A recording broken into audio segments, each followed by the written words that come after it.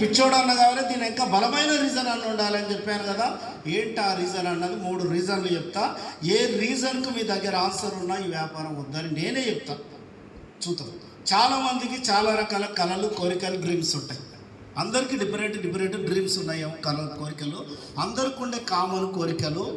చిన్న ఇల్లున్న వాళ్ళకు పెద్ద ఇల్లు నింటే బాగుంటుండే, కిరాయి ఇంట్లో ఉన్న వాళ్ళకు చెప్పాలి సొంత ఇల్లు అంటే బాగుంటుంది. రెండోది కారు ఉంటే బాగుంటుంది, లోపల ఉంటుంది కానీ చెప్పుకోరు.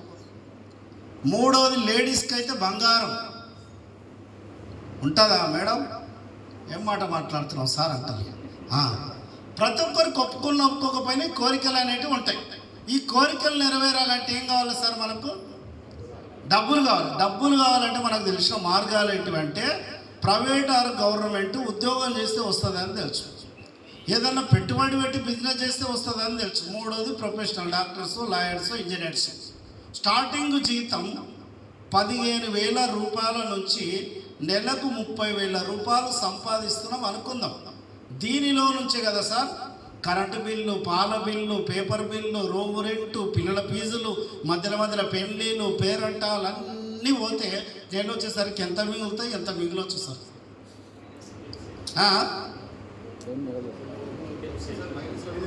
మైనస్. నేను ఇదే క్వశ్చన్ కర్నూలులో అడిగితే ఒక మిత్రులు లేచి 10,000 మిగులుతాయి సార్ 30,000కి వెళ్ళి. పెళ్ళి అయిందా నాయన? కాలేదు. అయితే అర్థమవుతుంది క్వశ్చన్. ఎవరికి సరిపోతలేవంట, సరిపెట్టుకుంటున్నారు. నేను వచ్చేసరికి ఏమవుతుందంటే సర్వేలు ఏం తెలియదంటే జీతాలు ప్లస్ జీవితాలు ఈజ్ ఈక్వల్ టు అప్పులు. నిజమా కాదా? చూసి మురవాలే, చెప్పుకొని ఏడవాలి. వచ్చే నెల ఏమైనా అద్భుతాలు అవుతాయంటే అదే కరెంటు బిల్లు, అదే పాల బిల్లు, అదే పేపర్ బిల్లు. హెల్త్ బాగలేకపోతే ఎక్స్ట్రా ఏమైనా యాడ్ కూడా అవుతుంది, ఏమో పెట్రోల్ యాడ్ చేయలేదు. మీకు ఎప్పుడన్నా అనిపించిందో లేదో? నాకైతే అనిపించింది సార్. అరే నేను పుట్టిందే కరెంటు బిల్లు, పాల బిల్లు, పేపర్ బిల్లులు కట్టనికే పుట్టినా. ఏదో పొడవాలని పోతున్న పొద్దుగాల లేచి నెల వచ్చేసరికి జీతాలు ప్లస్ జీవితాలు ఇచ్చుకుంటే అప్పులే అవుతున్నాయి. వచ్చే నెల అట్లా, అట్టొచ్చే నెల అట్లా, అట్టొచ్చే నెల కూడా అట్లా. జీవితాంతం ఇట్లా అయికుంటూ పోతే నా జీవితం ఎప్పుడు బాగుపడుతుంది?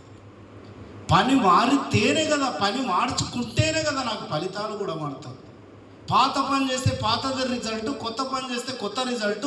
దిశ మారితేనే దశ మారుతుంది. పిల్లలు ఎగ్జామ్స్కి పోయేటప్పుడు కామన్ సెన్స్ అండి, 2 పెన్నులు పెట్టుకుపోతారంట. వాడి వడకపోతే ఇంకోటి వడాలి. ఇంట్లో 2 సిలిండర్లు ఉంటాయంటే ఏ టైం ఏమవుతుందో చెప్పలేమని చిన్న దాంట్లోకే డబల్ ఆలోచిస్తుంటే డబల్ ఇన్కమ్ గురించి ఆలోచిస్తే తప్పేంటి? 20 లక్షలు పెట్టి నువ్వు కారు కొన్నావు, ప్రాణం ఉందా కారుకు? లేదు. ప్రాణం లేని కారుకు ఏ టైం ఏమవుతుందో చెప్పలేమని దూరదృష్టితోటి ఎక్కువ టైర్ పెడతాడు స్టెప్ని. ప్రాణం లేని దానికి అంత ఆలోచన చేస్తుంటే ప్రాణం ఉన్న నీకు, ప్రాణం మీద ఆధారపడ్డ ఫ్యామిలీ కోసం ఎక్స్ట్రా ఇన్కమ్ సంపాదిస్తే ఏమైనా తప్పు ఉందా అని అడుగుతున్నా. మరి జీతాలు ప్లస్ జీవితాలు ఇచ్చుకోవాలి అప్పులే అయికుంటూ పోతే అనుకున్న ఇల్లు రాదు, కారు రాదు, బంగారం మరియు కలలుగానే ఉంటున్నాయి. Compromise life. ఈ కాంప్రమైజ్ లైఫ్ నుంచి కలర్ఫుల్ బతుకు కావాలనుకుంటున్నావా? నీ కోసం ఎదురు చూస్తుంది ఏడిఎంఎస్ అని చెప్తున్నా. ఇక్కడ జీతాలు ప్లస్ జీవితాలు ఇచ్చుకోవాలి అప్పులే అయికుంటూ పోతే ఏం జరగదు. నాకు 40,000 జీతం వస్తుండే కానిస్టేబుల్గా. ఈ 40,000 జీతానికి నాయన తోపు ఎవడు లేడని నా పేరు ఎవడన్నా పెట్టి పిలిస్తే మెడ మీద తిరిగి చూస్తుంటే చాలామంది ఇదే బిల్డప్.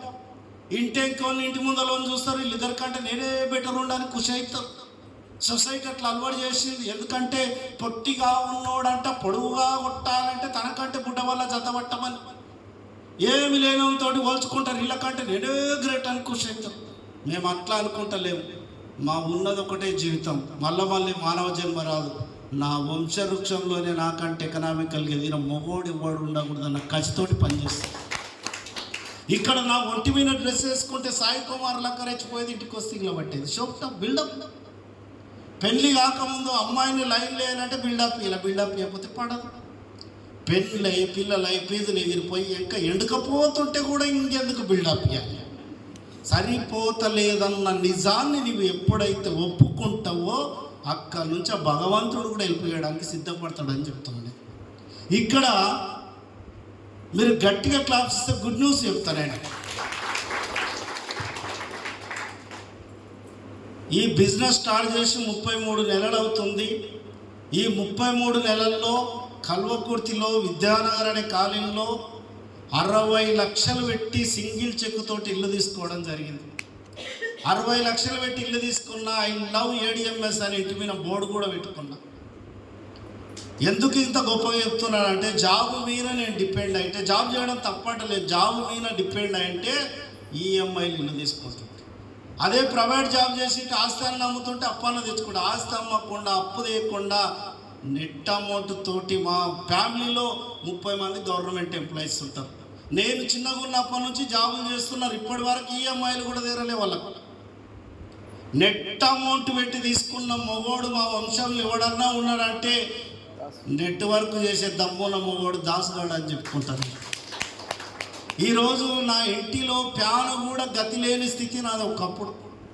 ఈరోజు ఏసీని పెట్టుకునే స్థితికి తీసుకొచ్చిందంటే ఏడిఎంఎస్లో ఎంత దమ్ము ఉందో గుర్తు చేయమని చెప్తున్నాను.